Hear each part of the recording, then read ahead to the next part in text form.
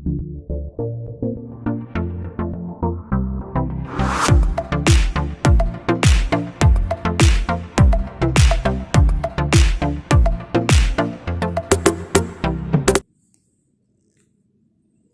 Morning students,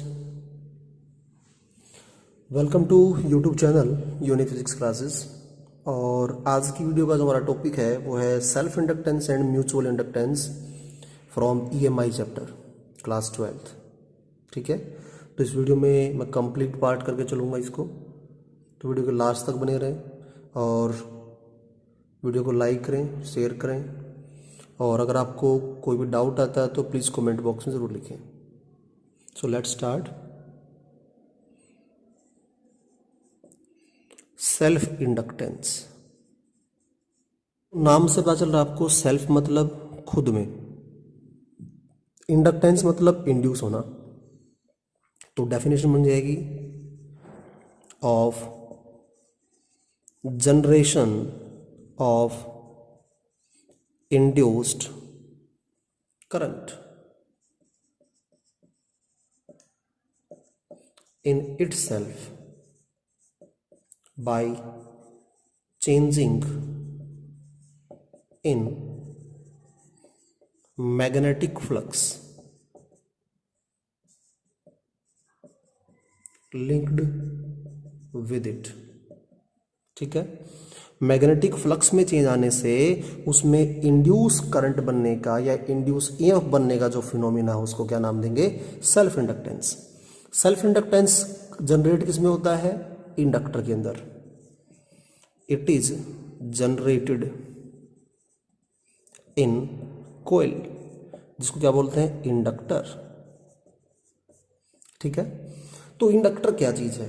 inductor अपने पास में symbol ही होता है इसका। ठीक है, ये हमारे पास है फिक्स्ड इंडक्टर, ये हमारे पास है वेरिएबल इंडक्टर, जैसे रेजिस्टेंस था वैसे ही वेरिएबल जिसका इंडक्टेंस हो। ठीक है, और ये फिक्स्ड इंडक्टेंस होगा इसका।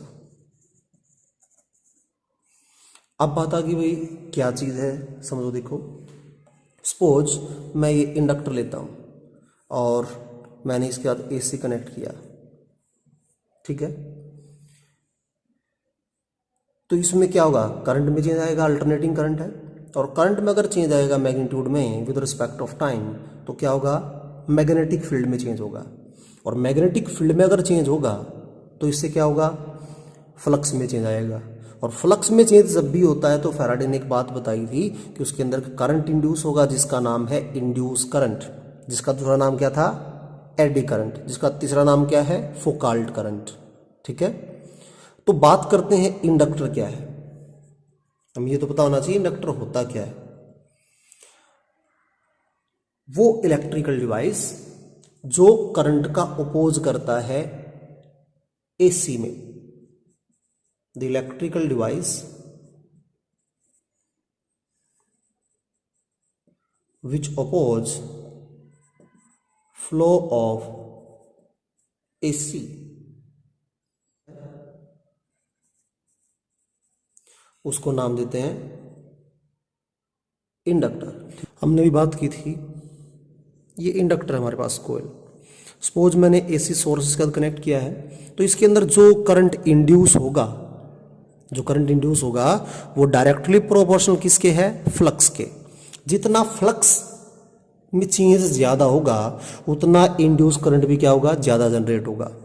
इसको बराबर करने के लिए एल कॉन्स्टेंट अप्लाई किया, और ये एल हमारे पास में क्या है? Coefficient of self inductance. ठीक है, जिसकी यूनिट क्या होगी? Unit of L Henry. ठीक है, क्या यूनिट होती है? हेनरी, जिसको एच से डिनोट करते हैं। क्लियर? अब अगर इसका डेरिवेटिव कर दिया जाए, माइनस का d phi by d t करें, जो कि इसके बराबर होता है ईएमएफ के बराबर। किसने बात बताई थी? ये फैराडे ने। तो किसके को आ जाएगा? Minus L D I upon में डी टी। तो ये हमारे पास होगी इंड्यूस्ड ईएमएफ की value through inductor. Dimension formula क्या होगा इसका भाई? देखो phi upon I is equal to L है, ठीक है। तो फाई हमारे पास में क्या आएगा भाई, बी इंटू ए अपॉन में आई, सही है।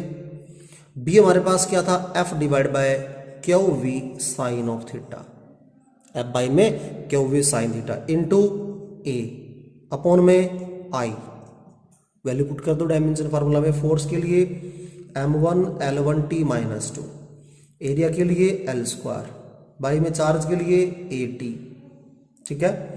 और वेलोसिटी के लिए LT माइनस 1, और थीटा को डायमेंशन नहीं होता, आई करंट के लिए A। सोल्व करेंगे तो हमारे पास वैल्यू आएगी m1 L2 T minus 2 A minus 2, ये आ जाएगा dimension formula for self inductance. Next वही, जैसे कि रजिस्टर हमारे पास सीरीज में जोड़ते थे हम, वैसे ही इंडक्टर अगर सीरीज में जोड़े जाए, इंडक्टर इन सीरीज कॉम्बिनेशन, तो क्या होगा, ये इंडक्टर हमारे पास L1 इंडक्टेंस, L2 L3, ठीक है, और AC सोर्स के साथ हमने कनेक्ट किया है। तो आपसे पूछ रहा है टोटल इंडक्टेंस बताओ कितना होगा, ठीक है। दिस इज सीरीज, ठीक है। तो L यहां फॉर्मूला क्या होगा हमारे पास में, L1 plus L2 plus L3 goes to Ln। जो रेजिस्टेंस का काम था सीरीज में, करंट का ऑपोजिशन, वही काम इंडक्टर का है सीरीज में सर्किट में। तो इसका जो सीरीज का फार्मूला जैसे रजिस्टर का था डायरेक्ट सम करते थे, तो यहां इंडक्टर के लिए भी क्या होगी, डायरेक्ट सम करेंगे हम। इंडक्टर इन पैरेलल कॉम्बिनेशन, ये क्या होगा भाई, सपोज मान लिया हमने पैरेलल में दे लिए, ठीक है, ये L1 है, ये L2 है, तो टोटल इंडक्टेंस क्या होगा, 1 by L is equal to 1 by L1 plus 1 by L2, ठीक है। अगर n होते हैं हमारे पास में फॉर n इंडक्टर्स, फॉर्मूला बन जाएगा 1 by L equal to 1 by L1 plus 1 by L2 plus 1 by L3 goes to 1 by Ln। जो हमारे पास रेजिस्टेंस का होता था ना, बिल्कुल सेम पैटर्न है हमारे पास में इंडक्टर के लिए है सीरीज पैरेलल कॉम्बिनेशन। नेक्स्ट हमारे पास पॉइंट है self inductance of solenoid. Suppose मेरे पास ये इंडक्टर है जो कि एक सोलेनोइड की तरह काम कर रहा है, और इसके लिए मैं सेल्फ इंडक्टेंस मतलब L की वैल्यू फाइंड आउट करनी है। कैसे करेंगे, अब एक चीज समझ के देखो आप कि यहां हमने AC अप्लाई किया है, तो क्या होगा, फ्लक्स में तो चेंज आएगा बिल्कुल। तो फ्लक्स में जो चेंज आएगा वो एक फार्मूला किसके इक्वल होगा, LI के equal, phi equal to LI, ये हम लोगों ने पढ़ लिया है इक्वेशन फर्स्ट, ठीक है। दूसरा फाई का फार्मूला क्या होता है, N into B dot A, B into A. Flux का फार्मूला क्या होता है, number of turns into magnetic field into area, ठीक होगा। तो N एज इट इज, और जबकि B का फार्मूला मैग्नेटिक फील्ड का सोलेनोइड के केस में क्या होता है, mu not NI, mu not NI into A, सही है। इसको फर्दर अगर सोल्व किया जाए तो याद करो स्मॉल n जो है किसके इक्वल होता था, नंबर ऑफ टर्न्स पर यूनिट लेंथ के बराबर होता था, ठीक है। तो स्मॉल n की वैल्यू पुट कर दो n बाई में l, तो n ये वाला as it is mu not n by में l आई ए, ठीक है। क्या बन जाएगा, mu not n square I A upon में l, इक्वेशन नंबर सेकंड, ठीक है भाई। एक फार्मूला फ्लक्स का हमारे पास ये है, एक फ्लक्स का फार्मूला हमारे पास ये है। अगर दोनों को कंपेयर किया जाए फ्रॉम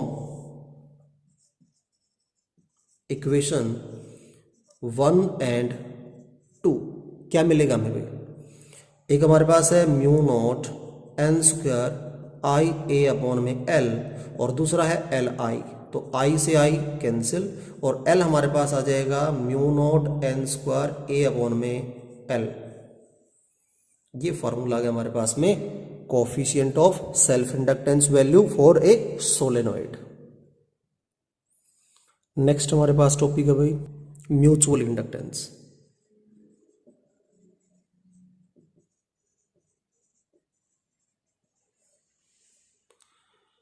म्यूचुअल इंडक्टेंस का मतलब क्या है? एक मूवी देखी होगी आप लोगों ने, जुड़वा, ठीक है, सलमान खान की मूवी थी जुड़वा। उसमें क्या था भाई, भाई एक मारने लगता है, ठीक है, किसी और को, तो दूसरे में भी जोश आ जाता है, ठीक है, वो भी मारने लग जाता है, उसके हाथ पैर चलने लग जाते हैं। तो सिमिलर फिनोमिना यहाँ पे क्या है कि हमारे पास एक कोयल थी, ठीक है, हमने करंट एक में दिया, इसमें इसमें करंट दे दिया, ठीक हो गया। जिसमें करंट सोर्स अप्लाई करेंगे उसको नाम देंगे प्राइमरी कोयल, ठीक है। और दूसरी कोयल जो है वो इसके पास में है, जिसमें हमने कोई सोर्स अप्लाई नहीं किया, एमीटर कनेक्ट कर रखा है सिर्फ, ठीक है।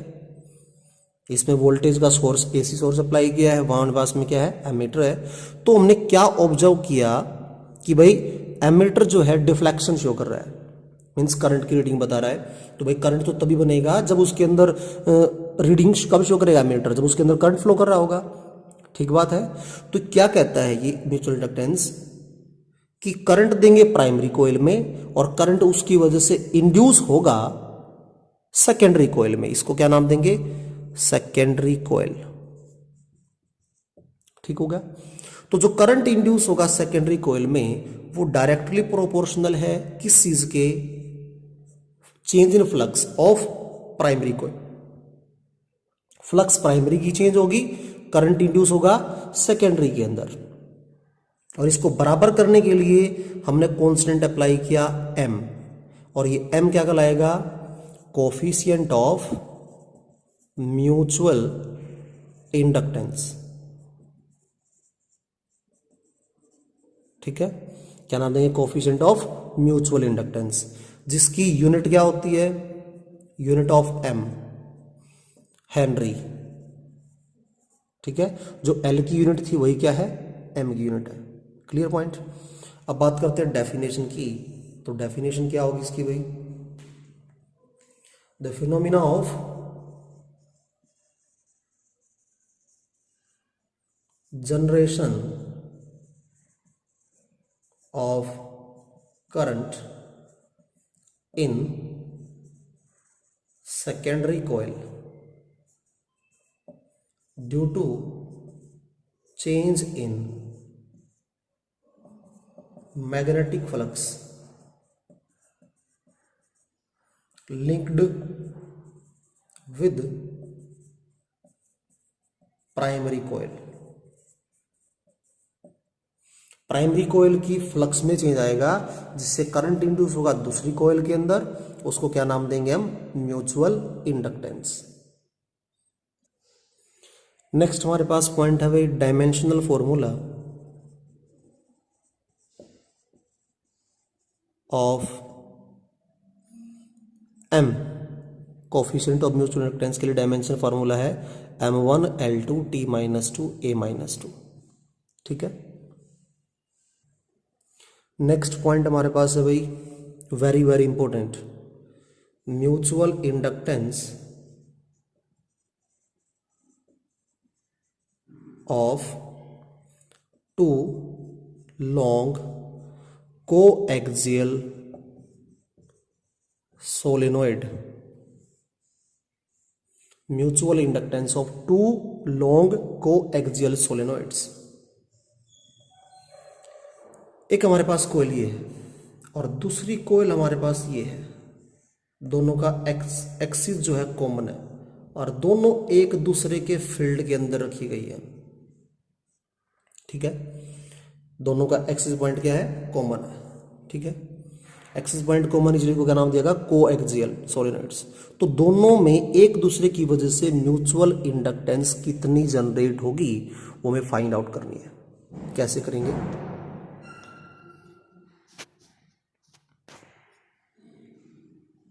देखो एक हमारे पास क्या है भाई, अगर फाई प्राइमरी कोयल की ली जाए, फ्लक्स प्राइमरी की होगी, ठीक है, जिसको आप लिख सकते हैं 1 जो है हम यूज करेंगे प्राइमरी के लिए, 2 यूज करेंगे सेकेंडरी के लिए। तो फ्लक्स प्राइमरी की मतलब φ1 बराबर किसकी होगी, M12 म्यूचुअल इंडक्टेंस इन 1/2 और करंट हमारे पास में किसका होगा, सेकंड का। तो फ्लक्स प्राइमरी की, करंट सेकेंडरी के अंदर जनरेट होगा, बीच में म्यूचुअल इंडक्टेंस जो कांस्टेंट अप्लाई किया था, इक्वेशन फर्स्ट। सही है। दूसरा फार्मूला क्या था फ्लक्स का भाई, phi is equal to N into B into A. जब फ्लक्स प्राइमरी की लेंगे, फर्स्ट में लेंगे, तो नंबर ऑफ टर्न्स भी फर्स्ट के होंगे, लेकिन मैग्नेटिक फील्ड किसका होगा, दूसरे का, एरिया किसका होगा, फर्स्ट का। तो N1 as it is, B की value mu not N upon में L इंटू आई, B2 है तो क्या होगा, N2 होगा और I2 होगा, ठीक है, और A1 होगा, equation number second.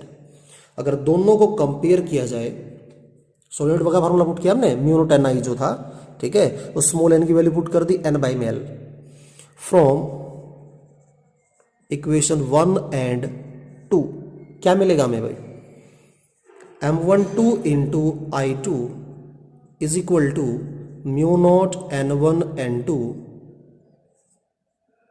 I2 A1 upon में L, जबकि क्या होगा, I2 से I2 कैंसिल, ठीक है, तो क्या बच जाएगा हमारे पास में, वैल्यू आ जाएगी M12 is equal to mu naught N1 N2 A1 upon में L, ठीक है, M12 मिल गया। सिमिलरली अगर बात की जाए φ2 अगर ले तो क्या होगा, M21 और इनटू में I1, भाई फ्लक्स सेकंड की होगी तो करंट इंड्यूस किस में होगा, फर्स्ट में, इक्वेशन नंबर 3। सही है। और दूसरा हमारे पास में φ2 का फार्मूला एक और भी होगा, कौन सा formula, N2 number of turn second के, ठीक है, B1 फर्स्ट का मैग्नेटिक फील्ड एरिया सेकंड का। सही है। B1 की वैल्यू पुट कर दो, N2 as it is mu naught N1 I1 upon में L into A2, equation number 4, ठीक है। इक्वेशन 3 और इक्वेशन 4 दोनों को कंपेयर करेंगे हम भाई, क्या रिजल्ट आएगा, फ्रॉम इक्वेशन 3 एंड 4 क्या मिलेगा, देखो, M21 into I1 is equal mu naught N1 N2 I1 A2 upon में L, I1 से I1 कैंसिल, ठीक बात है, और आपको क्या मिल जाएगा, M21 is equal mu naught N1 N2 A2 upon में L, ये फॉर्मूला मिल गया हमें भाई M21 का, ठीक हो गया। जबकि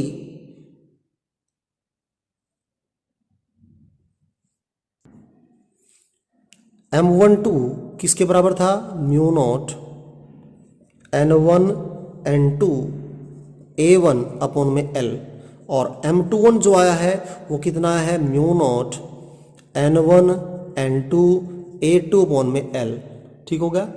if A1 equal to A2, अगर दोनों का एरिया बराबर हो A के इक्वल, ठीक है, अगर इन दोनों को वैल्यू हम कंपेयर करें, ठीक है, इसको नाम बेसिक से इक्वेशन नंबर 5 दे दो, इसको नाम दे दो इक्वेशन 6, ठीक है। देन फ्रॉम इक्वेशन 5 एंड 6 क्या मिलेगा हमें भाई, M12 is equal to M21, और हमें प्रूव भी यही करना था कि फर्स्ट कॉइल में दूसरे की वजह से जो म्यूचुअल इंडक्टेंस बनेगा वो इतना ही होगा जितना कि सेकंड कॉइल में बनेगा फर्स्ट की वजह से। तो ये हमारे पास पार्ट था सेल्फ इंडक्टेंस और म्यूचुअल इंडक्टेंस का। इसमें अभी एक पॉइंट और बताता हूं, सुनो, एक टर्म है कपलिंग फैक्टर। कपलिंग फैक्टर क्या होता है, इसको K से डिनोट करते हैं और बराबर होता है M बाई में रूट L1 L2 के, ठीक है।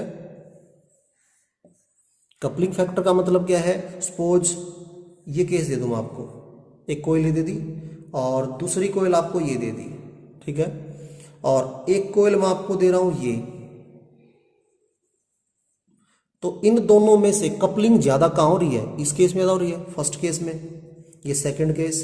तो फर्स्ट केस में कपलिंग ज़्यादा है, तो इसका मतलब यहाँ कपलिंग फैक्टर ज़्यादा था तो म्यूचुअल इंडक्टेंस जो है ज़्यादा बनेगी। यहाँ हमारे पास में म्यूचुअल इंडक्टेंस कम बन रही है तो कपलिंग फैक्टर कम था यहाँ पे, ठीक है। और यही रीज़न है कि ट्रांसफॉर्मर जो टॉपिक है उसके अंदर ये कॉम्बिनेशन यूज किया जाता है कपलिंग के लिए, क्योंकि इस केस में म्यूचुअल इंडक्टेंस ज़्यादा बन रही है, कपलिंग जो है कॉइल्स की वो क्या बन रही है, ज़्यादा, ठीक है। अगर आपको वीडियो पसंद आई है तो प्लीज़ वीडियो को लाइक करें, और कोई भी डाउट है तो प्लीज़ कमेंट बॉक्स में ज़रूर लिखें। Thank you.